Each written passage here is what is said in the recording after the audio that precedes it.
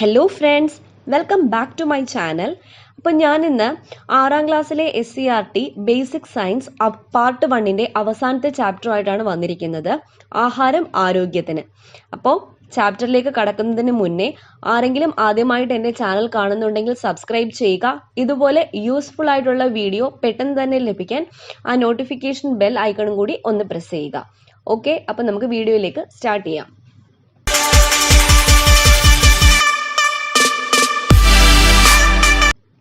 അഞ്ചാമത്തെ ചാപ്റ്റർ ആഹാരം ആരോഗ്യത്തിന്. അപ്പം നമ്മൾ ഈ ക്ലാസ്സിൽ വെച്ച് തന്നെ എല്ലാം പഠിച്ചു പോവുകയാണ്, ആ ഒരു രീതിയാണ്.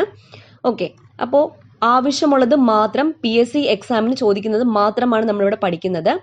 അപ്പം ആദ്യം നമുക്ക് നോക്കാം. അരിയിൽ അടങ്ങിയിരിക്കുന്നത് ധാന്യകമാണ് അഥവാ കാർബോഹൈഡ്രേറ്റ്. മീനിൽ അടങ്ങിയിരിക്കുന്നത് പ്രോട്ടീനാണ്. എണ്ണയിൽ അടങ്ങിയിരിക്കുന്നത് കൊഴുപ്പാണ്. പഴങ്ങൾ പച്ചക്കറികളിൽ അടങ്ങിയിരിക്കുന്നത് ധാതു ലവണങ്ങളും വിറ്റാമിനുകളുമാണ്. അപ്പം ഇത്രയാണ് ഈ ഭക്ഷ്യവസ്തുക്കളിൽ അടങ്ങിയിരിക്കുന്ന ഘടകങ്ങൾ. ക്ലിയർ ആയല്ലോ? ഇനി നമുക്ക് പഠിക്കാനുള്ളത് ധാന്യകം അഥവാ കാർബോഹൈഡ്രേറ്റിനെ പറ്റിയാണ്. അപ്പം എന്താ പറഞ്ഞേക്കുന്നത്? കാർബൺ, ഹൈഡ്രജൻ, ഓക്സിജൻ എന്നിവ കൊണ്ടാണ് ധാന്യകം നിർമ്മിച്ചിരിക്കുന്നത്. ശരീരപ്രവർത്തനങ്ങൾക്ക് ആവശ്യമായ ഊർജം നൽകുക എന്നതാണ് ഇതിന്റെ മുഖ്യധർമ്മം. അന്നജം, പഞ്ചസാര, ഗ്ലൂക്കോസ്, സെല്ലുലോസ് എന്നിവ ധാന്യകങ്ങളുടെ വിവിധ രൂപങ്ങളാണ്. ധാന്യങ്ങൾ, കിഴങ്ങുവർഗ്ഗങ്ങൾ എന്നിവയിൽ അന്നജ രൂപത്തിൽ ധാന്യകം ധാരാളമായി അടങ്ങിയിട്ടുണ്ട്. അപ്പൊ ഇവിടെ പറഞ്ഞേക്കുന്നത് ശരീരപ്രവർത്തനങ്ങൾക്ക് ആവശ്യമായ ഊർജം നൽകുക എന്നതാണ് എന്തിന്റെ ധർമ്മം?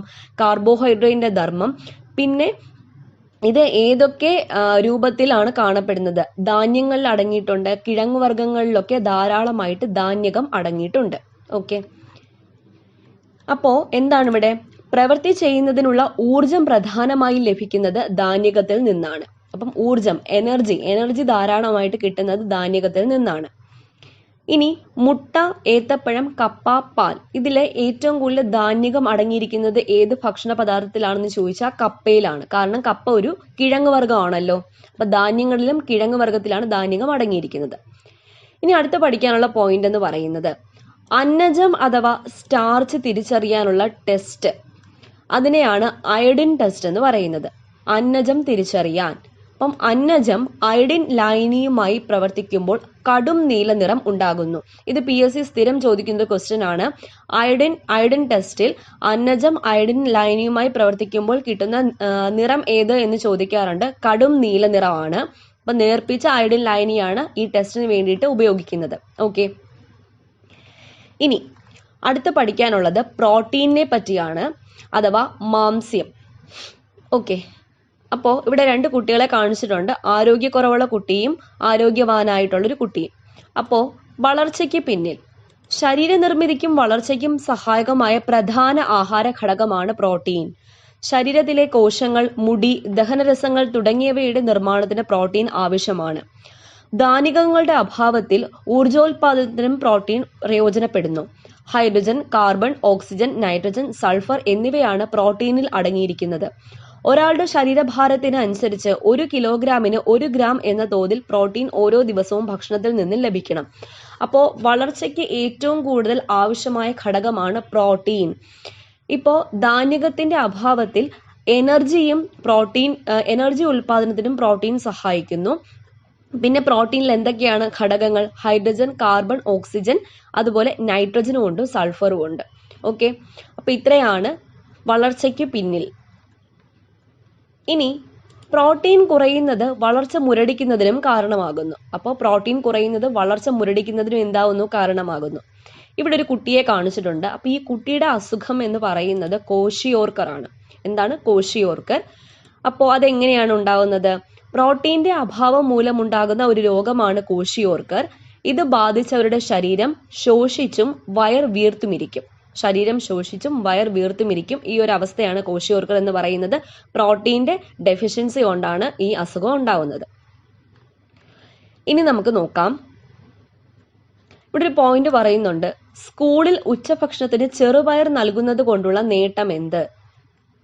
അതിനുള്ള ഉത്തരം ഈ പട്ടികയിൽ നിന്ന് നമുക്ക് കണ്ടെത്താനാവും. കാരണം ഇവിടെ ഏറ്റവും കൂടുതൽ പ്രോട്ടീനുള്ള ഒരു ഭക്ഷണ പദാർത്ഥമാണ് അല്ലെങ്കിൽ ഒരു ധാന്യം ആണ് ചെറുപയർ. ചെറുപയറിലെ പ്രോട്ടീൻ 24 ഗ്രാം ആണ്.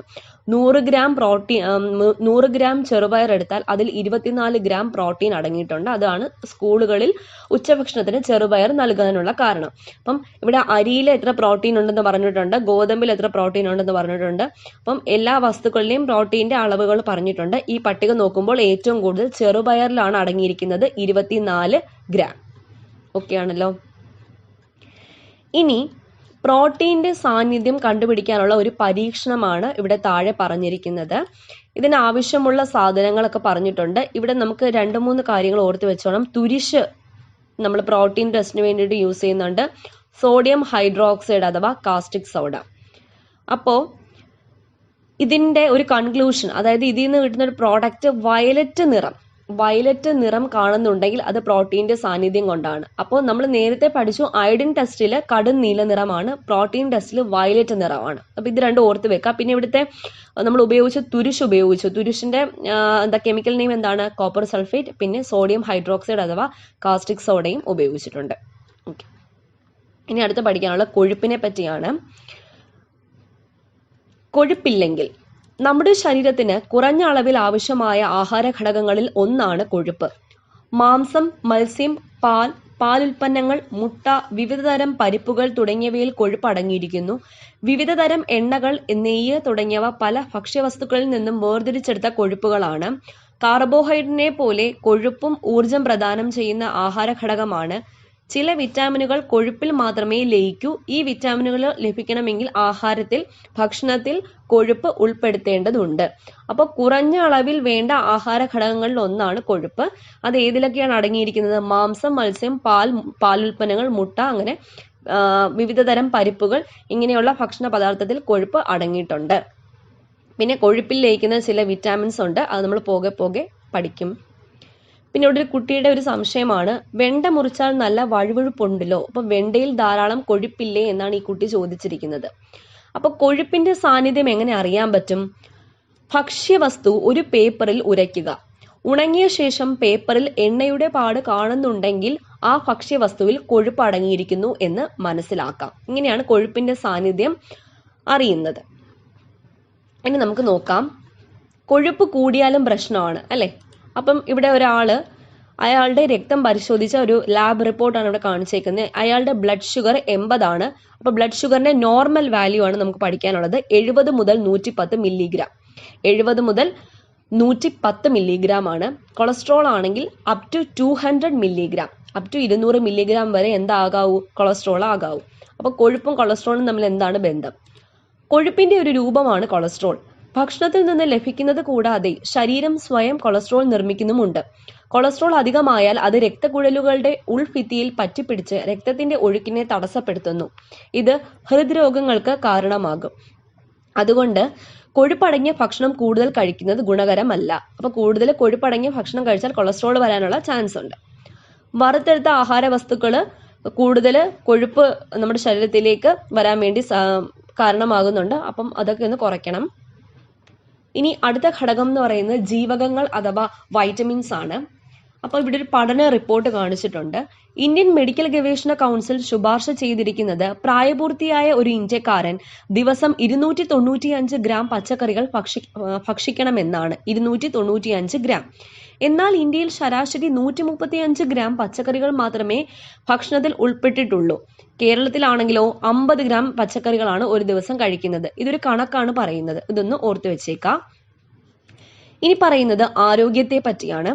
ശരിയായ ആരോഗ്യത്തിനും സുഗമമായ ശാരീരിക പ്രവർത്തനങ്ങൾക്കും ഒഴിച്ചുകൂടാനാവാത്ത ആഹാര ഘടകങ്ങളാണ് വിറ്റാമിനുകളും ധാതു ലവണങ്ങളും. ഇവ കുറഞ്ഞ അളവിലേ നമ്മുടെ ശരീരത്തിന് ആവശ്യമുള്ളൂ. പഴങ്ങൾ, പച്ചക്കറികൾ, പാൽ, മുട്ട, ഇലക്കറികൾ തുടങ്ങിയവ വിറ്റാമിനുകളുടെയും ധാതു ലവണങ്ങളുടെയും കലവറയാണ്. ഓക്കെ, അപ്പോൾ ഇവിടെ നമ്മൾ വിറ്റാമിനുകളെ പറ്റിയാണ് നോക്കാൻ പോകുന്നത്. പലതരത്തിലുണ്ട്. ഏതൊക്കെയാണ്? A, D, E, K, B, C. ഇപ്പൊ 2 ടൈപ്പിലുണ്ട്. കൊഴുപ്പിൽ ലയിക്കുന്നവ, വെള്ളത്തിൽ ലയിക്കുന്നവ. കൊഴുപ്പിൽ ലയിക്കുന്ന വിറ്റാമിൻസ് ഏതൊക്കെയാണ്? A, D, E, K. വെള്ളത്തിൽ ലയിക്കുന്നവയോ? ബിയും സിയും. അപ്പൊ നമുക്ക് ആദ്യം നോക്കാം വൈറ്റമിൻ എ. ക്യാരറ്റ്, ചീര, പാലുൽപ്പന്നങ്ങൾ, കരൾ, പയറില, ചേമ്പില, മുരിങ്ങയില, ഇതിലൊക്കെയാണ് വൈറ്റമിൻ എ അടങ്ങിയിരിക്കുന്നത്, കൂടുതലും ഇലവർഗ്ഗങ്ങളിൽ. അപ്പം ഇത് എന്തിനൊക്കെ സഹായിക്കുന്നു? കണ്ണ്, ത്വക്ക്, മുടി എന്നിവയുടെ ആരോഗ്യത്തിന് സഹായിക്കുന്നു. ഇനി ഡി, സൂര്യപ്രകാശം ഏൽക്കുമ്പോൾ ശരീരത്തിൽ നിർമ്മിക്കപ്പെടുന്നു, പാലുൽപ്പന്നങ്ങളിൽ കൂടിയും ലഭിക്കുന്നു. എന്ത്? Vitamin D. അപ്പോൾ ഇത് എല്ലുകളുടെയും പല്ലുകളുടെയും ആരോഗ്യം, കാൽസ്യം, ഫോസ്ഫറസ് എന്നിവയുടെ ആഗിരണത്തിന് സഹായിക്കുന്നു ഡി. ഇനി ഇ ആണെങ്കിലോ, സസ്യ എണ്ണകളിൽ കൂടെയാണ് ലഭിക്കുന്നത്, നാഡികളുടെയും ചുവന്ന രക്താണുക്കളുടെയും ആരോഗ്യത്തിന് സഹായിക്കുന്ന വൈറ്റമിൻ ആണ് വൈറ്റമിൻ ഇ. ഇനി കെ, ക്യാബേജ്, ചീര, കോളിഫ്ലവർ ഇവയിൽ ധാരാളമായിട്ട് അടങ്ങിയിട്ടുണ്ട്.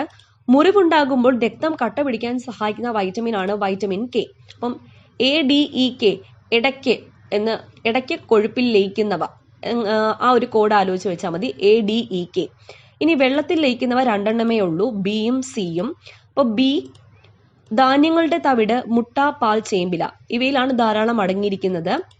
ധാന്യകങ്ങൾ, പ്രോട്ടീൻ എന്നിവ ശരീരത്തിൽ പ്രയോജനപ്പെടുത്തൽ, ചുവന്ന രക്താണുക്കളുടെ നിർമ്മാണം, ത്വക്കിന്റെ ആരോഗ്യം ഇവയ്ക്ക് സഹായിക്കുന്നു. സി ആണെങ്കിലോ, പഴങ്ങൾ, നെല്ലിക്ക, മുരിങ്ങയില, പപ്പായ ഇവയിലൊക്കെയാണ് ധാരാളമായി അടങ്ങിയിരിക്കുന്നത്. ത്വക്ക്, പല്ല്, മോണ, രക്തകോശങ്ങൾ എന്നിവയുടെ ആരോഗ്യത്തിന് സഹായിക്കുന്നു. ഇനി ഇവിടെ ചോദിച്ചിട്ടുണ്ട് കുറെ ചോദ്യങ്ങൾ. വൈറ്റമിൻ എയുടെ കുറവ് മൂലം എന്തെല്ലാം ആരോഗ്യ പ്രശ്നം ഉണ്ടാവും? മോണയ്ക്ക് ആരോഗ്യക്കുറവുള്ള ഒരാൾ എന്തെല്ലാം ഇനത്തിലെ ഭക്ഷണങ്ങൾ കൂടുതലായി ഉൾപ്പെടുത്തണം? അപ്പൊ ഇവിടെ പറഞ്ഞിട്ടുണ്ട് വൈറ്റമിൻ സി, ത്വക്ക്, പല്ല്, മോണ, രക്തകോശങ്ങൾ. അപ്പോൾ വൈറ്റമിൻ സി അടങ്ങിയ പഴങ്ങൾ, നെല്ലിക്ക, മുരിങ്ങയില, പപ്പായ ഇവയൊക്കെ ഉൾപ്പെടുത്തേണ്ടതുണ്ട്. അപ്പം ഈ ഒരു ഡയഗ്രാം വെച്ചിട്ടുള്ള ക്വസ്റ്റ്യൻസ് ആണ് താഴെ ചോദിച്ചിരിക്കുന്നത്. അപ്പൊ ഈ ഡയഗ്രാം നന്നായിട്ട് എല്ലാവരും വായിച്ച് പഠിക്കാം. ഓക്കെ. ഇനി അടുത്ത പറഞ്ഞിരിക്കുന്നത്, അടച്ചു വെച്ചില്ലെങ്കിൽ പഴങ്ങളും പച്ചക്കറികളും വേവിക്കുമ്പോൾ അവയിലെ വൈറ്റമിൻ സി നീരാവിയിൽ ലയിക്കുന്നു. ഇത് നീരാവിയോടൊപ്പം എളുപ്പം പുറത്തു പോകുന്നു. അതിനാൽ അടച്ചു വേവിക്കുന്നതാണ് നല്ലത് എന്ന് പറയുന്നുണ്ട്. അപ്പൊ അടച്ചു വേവിച്ചില്ലെങ്കിൽ നഷ്ടപ്പെടുന്നത് എന്താണ് എന്ന് മാത്രം ഇവിടെ ഓർത്താൽ മതി, വൈറ്റമിൻ സി ആണ്. ഇനി അടുത്ത ഘടകം ധാതു ലവണങ്ങൾ അഥവാ മിനറൽസ്. അപ്പോ ഇതിൽ പഠിക്കാനുള്ളത് മിനറൽസ് എന്ന് പറയുമ്പം എന്തൊക്കെയാണ്? ഇരുമ്പ്, കാൽസ്യം, ഫോസ്ഫറസ്, സോഡിയം, അയഡിൻ. അപ്പം ഇത് എന്തിനൊക്കെ സഹായിക്കുന്നു? നമുക്ക് നോക്കാം. ഇരുമ്പ് രക്തത്തിലെ ഹീമോഗ്ലോബിന്റെ നിർമ്മാണത്തിന് സഹായിക്കുന്നു. അപ്പൊ ഇരുമ്പ് നമുക്ക് ഏതൊക്കെ ഭക്ഷണ പദാർത്ഥത്തിൽ കൂടി ലഭിക്കും? ഇലക്കറികൾ, മത്തൻ കുരു, മുതിര, ശർക്കര, കരൾ ഇവയിലൂടെ ഇരുമ്പ് നമുക്ക് ശരീരത്തിലോട്ട് ലഭിക്കും. ഇനി അടുത്ത ഒരു ധാതുലവണമാണ് കാൽസ്യം, പിന്നെ മറ്റൊന്ന് ഫോസ്ഫറസ്. ഇത് രണ്ടും എല്ലുകളുടെയും പല്ലുകളുടെയും നിർമ്മാണത്തിനും പേശികളുടെയും നാഡികളുടെയും പ്രവർത്തനത്തിനും സഹായിക്കുന്നു. ഏതിലൂടെയൊക്കെ ലഭിക്കും? ഏത്തപ്പഴം, മരച്ചീനി, ചേന, ഇലക്കറികൾ, പാലുൽപ്പന്നങ്ങൾ. സോഡിയം ശരീരത്തിന് ആവശ്യമായ ജലം നിലനിർത്തുന്നു. ഏതിലൂടെയാണ് ലഭിക്കുന്നത്? കറിയുപ്പിലൂടെ. അയോഡിൻ തൈറോയ്ഡ് ഗ്രന്ഥിയുടെ ശരിയായ പ്രവർത്തനത്തിന് അല്ലെങ്കിൽ മാനസിക വളർച്ചയ്ക്ക് സഹായിക്കുന്നു. കടൽ വിഭവങ്ങൾ, അയോഡിൻ ചേർത്ത ഉപ്പ്, കടൽ മത്സ്യങ്ങളുടെ തല ഇവയിലൂടെയെല്ലാം ലഭിക്കുന്നു. ഇപ്പോൾ ഒരു ക്വസ്റ്റ്യൻ, ഏത് ഘടകത്തിന്റെ കുറവ് മൂലമാണ് കുട്ടിക്ക് വിളർച്ചയുണ്ടായത്? ഏതിന്റെ ആയിരിക്കും? രക്തത്തിലെ ഹീമോഗ്ലോബിന്റെ നിർമ്മാണത്തിന് സഹായിക്കുന്ന ഇരുമ്പിന്റെ കുറവ് മൂലമാണ് കുട്ടിക്ക് എന്തുണ്ടായത്? വിളർച്ചയുണ്ടായത്. ആഹാരത്തിൽ ഇലക്കറികളുടെ കുറവ് എന്തെല്ലാം ആരോഗ്യ പ്രശ്നങ്ങൾ ഉണ്ടാക്കും? അപ്പോൾ ഇലക്കറികൾ രക്തത്തിലെ ഹീമോഗ്ലോബിന്റെ നിർമ്മാണത്തിന് സഹായിക്കും. അപ്പം നിർമ്മാണം കുറയും. അതാണ് അവിടുത്തെ ഉത്തരം. ഇനി അടുത്ത് നമ്മൾ നോക്കാൻ പോകുന്നത്, ഈ പോഷക ഘടകങ്ങളെല്ലാം നമ്മുടെ ശരീരത്തിൽ കുറയുമ്പോൾ ഉണ്ടാകുന്ന അപര്യാപ്തത രോഗങ്ങൾ അഥവാ ന്യൂട്രിയൻ ഡെഫിഷ്യൻസി ഡിസീസസ് ആണ്. പോഷക ഘടകങ്ങളുടെ അപര്യാപ്തത ശരീര വളർച്ച മുരടിക്കുന്നതിനും പലതരം രോഗങ്ങൾ ഉണ്ടാക്കുന്നതിനും കാരണമാകുന്നു. ഇത്തരം രോഗങ്ങളാണ് പോഷക അപര്യാപ്തത രോഗങ്ങൾ. കുറച്ച് രോഗം നമ്മൾ നേരത്തെ കണ്ടു. ഏതാണ് ഒരെണ്ണം? കോഷിയോർക്കർ. അത് പ്രോട്ടീൻ അപര്യാപ്തത രോഗമാണ്. പിന്നെ വേറെ രോഗങ്ങൾ നമുക്ക് നോക്കാം. വൈറ്റമിൻ എയുടെ അപര്യാപ്തത രോഗമാണ് നിശാന്തത. ലക്ഷണം എന്താണ്? മങ്ങിയ പ്രകാശത്തിൽ കാണാൻ കഴിയില്ല. വൈറ്റമിൻ ബി വായ്പുണ്ണ്, വായിൽ വ്രണങ്ങൾ ഉണ്ടാകുന്നു. വൈറ്റമിൻ സി സ്കർവി, മോണയിൽ പഴുപ്പും രക്തസ്രാവവും ഉണ്ടാകുന്നു. വൈറ്റമിൻ ഡി കണ അഥവാ റിക്കറ്റ്സ്, അസ്ഥികൾ കനം കുറഞ്ഞ് വളയുന്നു. ഇരുമ്പ് അനീമിയ, രക്തക്കുറവ്, വിളർച്ച. അയഡിൻ ഗോയിറ്റർ, തൊണ്ടയിൽ മുഴ. അപ്പൊ ഇതൊക്കെയാണ് അപര്യാപ്തത രോഗങ്ങൾ. അപ്പൊ നമുക്ക് നോക്കാം. പോഷക ഇതര ഘടകങ്ങളും ഉണ്ട്. എന്താണ് പോഷക ഇതര ഘടകങ്ങൾ? പോഷകഘടകങ്ങൾക്ക് പുറമെ ജലം, നാരുകൾ തുടങ്ങിയ പോഷകേതര ഘടകങ്ങളും ആഹാരത്തിൽ ഉൾപ്പെടുത്തേണ്ടതുണ്ട്. അപ്പം എന്തിന് ജലം ഉൾപ്പെടുത്തണം? നമുക്ക് നോക്കാം. നമ്മുടെ ശരീരത്തിന്റെ 2/3 ജലമാണ്.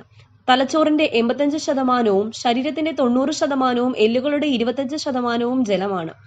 ദഹനം ഉൾപ്പെടെയുള്ള ശാരീരിക പ്രവർത്തനങ്ങളുടെ മാധ്യമമായ പ്രവർത്തിക്കുന്നത് ജലമാണ്. മൂത്രം, വിയർപ്പ് മുതലായവയിലൂടെ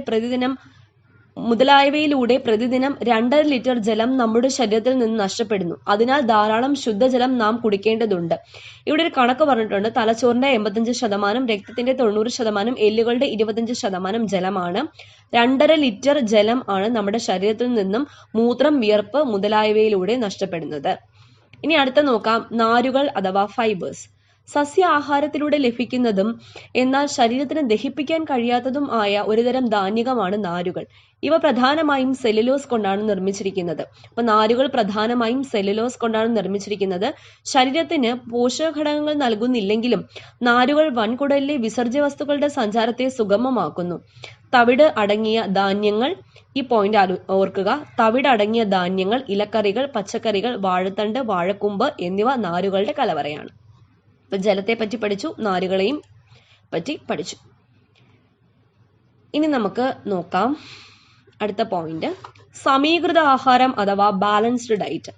ശരീരത്തിന് വേണ്ട എല്ലാ പോഷകഘടകങ്ങളും ആവശ്യമായ അളവിൽ അടങ്ങിയിരിക്കുന്ന ഭക്ഷണത്തെയാണ് സമീകൃത ആഹാരം എന്ന് പറയുന്നത്. ഇവിടെ കുറച്ച് ആഹാരങ്ങൾ പറയുന്നുണ്ട്. ഇലക്കറി, ക്യാരറ്റ്, പഴം, പേരയ്ക്ക, പച്ചക്കറി, ചെറുപയർ, മത്സ്യം, കടല, പാൽ, പരിപ്പ്, മുട്ട, മാംസം, എണ്ണ, നെയ്യ്, പുട്ട്, ദോശ, ചപ്പാത്തി, ചോറ്, കപ്പ, മധുരക്കിഴങ്ങ്. അപ്പോൾ ഇവിടെ 3 കുട്ടികളുടെ രാവിലെയും ഉച്ചക്കത്തെയും രാത്രിയിലത്തെയും ഭക്ഷണക്രമങ്ങളാണ് പറയുന്നത്. ഇവിടെ സമീകൃത ആഹാരം ഉപയോഗിക്കുന്നത് അനിൽ എന്ന് പറയുന്ന കുട്ടിയാണ്. രാവിലെ ഇഡലി, സാമ്പാർ, പാൽ, ഉച്ചയ്ക്ക് ചോറ്, പയറുകറി, ചീര, മത്സ്യം, രാത്രി പഴം, ചപ്പാത്തി, വെജിറ്റബിൾ കുറുമ. അപ്പൊ ഇതെല്ലാം ഉൾപ്പെടുത്തിയത് ഒരു സമീകൃത ആഹാരമാണ്. ഇനി ഒരു ടേബിൾ ആണ് പറയുന്നത്, കിഴങ്ങുകളും ഇലക്കറികളും. അപ്പോ കിഴങ്ങും ഇലക്കറി വർഗത്തിൽപ്പെട്ട കുറച്ച് ഭക്ഷ്യവസ്തു 100 ഗ്രാം വീതം എടുത്തിട്ടുണ്ട്. അതിൽ vitamin A, B1, B2, C ഇത്രയും എത്ര തോതിൽ അടങ്ങിയിട്ടുണ്ട് എന്നുള്ള ഒരു ടേബിൾ ആണ് കാണിച്ചിരിക്കുന്നത്. അപ്പൊ നമ്മൾ വൈറ്റമിൻ എ നോക്കിക്കഴിഞ്ഞാൽ ഏറ്റവും കൂടുതൽ അടങ്ങിയിരിക്കുന്നത് ചേമ്പിലയിലാണ്. ചേമ്പിലയിൽ 10,278 മില്ലിഗ്രാം ആണ് അടങ്ങിയിരിക്കുന്നത്. B1 ഏറ്റവും കൂടുതൽ അടങ്ങിയിരിക്കുന്നതും ചേമ്പിലയിലാണ്. B2 ഏറ്റവും കൂടുതൽ അടങ്ങിയിരിക്കുന്നതും ചേമ്പിലയിലാണ്. വൈറ്റമിൻ സി ഏറ്റവും കൂടുതൽ അടങ്ങിയിരിക്കുന്നത് മുരിങ്ങയിലയിലാണ്. ഓക്കെ, ഇനി ധാതു ലവണങ്ങൾ മില്ലിഗ്രാം കണക്കിന് നോക്കിയാൽ കാൽസ്യം ഏറ്റവും കൂടുതൽ അടങ്ങിയിരിക്കുന്നത് കറിവേപ്പിലയിലാണ്.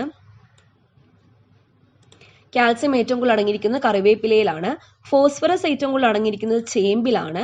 ഇരുമ്പ് ഏറ്റവും കൂടുതൽ അടങ്ങിയിരിക്കുന്നത് പയറിലയിലാണ്. ഓക്കെ, അപ്പൊ ഇതാണ് ഈ ഒരു കണക്ക് പറയുന്നത്. അതുപോലെ തന്നെ പഴങ്ങൾ എടുത്താൽ ധാന്യകം അഥവാ കാർബോഹൈഡ്രേറ്റ് ഏറ്റവും കൂടുതൽ അടങ്ങിയിരിക്കുന്നത് ചെറുപഴത്തിലാണ്. ഓർത്ത് വെക്കുക. പ്രോട്ടീൻ ഏറ്റവും കൂടുതൽ അടങ്ങിയിരിക്കുന്നത് ചക്കയിലാണ്. കൊഴുപ്പ് ഏറ്റവും കൂടുതൽ അടങ്ങിയിരിക്കുന്നത് ഏത്തപ്പഴത്തിലാണ്. കാൽസ്യം ഏറ്റവും കൂടുതൽ അടങ്ങിയിരിക്കുന്നതും ഏത്തപ്പഴത്തിൽ, ഇരുമ്പും ഏറ്റവും കൂടുതൽ അടങ്ങിയിരിക്കുന്നത് ഏത്തപ്പഴത്തിലാണ്. അപ്പൊ ഏത്തപ്പഴത്തിൽ കൊഴുപ്പ്, കാൽസ്യം, ഇരുമ്പ് എന്നിവ ഏറ്റവും കൂടുതൽ അടങ്ങിയിരിക്കുന്നു. ഇനി പാചകക്കുറിപ്പ്, അവിയൽ എങ്ങനെയാണ് ഉണ്ടാക്കേണ്ടത് എന്നൊക്കെ പറയുന്നുണ്ട്, അത് നമുക്ക് ആവശ്യമില്ല. അപ്പൊ കഴിഞ്ഞു. ഇത്രയാണ് ഈ ഒരു ചാപ്റ്റർ. പിന്നെ ഞാൻ വിലയിരുത്താം, എക്സസൈസിന് അവിടെ ഒരു പോയിന്റ് പറഞ്ഞിട്ടുണ്ട്.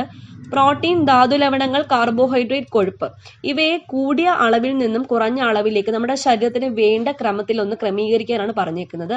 അപ്പൊ നമ്മുടെ ശരീരത്തിൽ ഏറ്റവും കൂടുതൽ വേണ്ട പ്രോട്ടീൻ ആണ്, രണ്ടാമത് കാർബോഹൈഡ്രേറ്റ്, മൂന്നാമത് കൊഴുപ്പ്, ഏറ്റവും കുറഞ്ഞ അളവിൽ ധാതുലവണങ്ങൾ.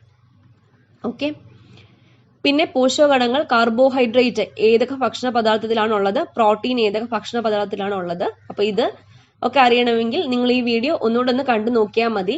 അപ്പൊ എല്ലാവർക്കും വീഡിയോ ഇഷ്ടപ്പെട്ടു എന്ന് വിശ്വസിക്കുന്നു. അപ്പോൾ ഇഷ്ടപ്പെട്ടാൽ ലൈക്ക് ചെയ്യുക, ഷെയർ ചെയ്യുക, കമന്റ് ചെയ്യുക, സബ്സ്ക്രൈബ് ചെയ്യുക. വീണ്ടും കാണാം. താങ്ക്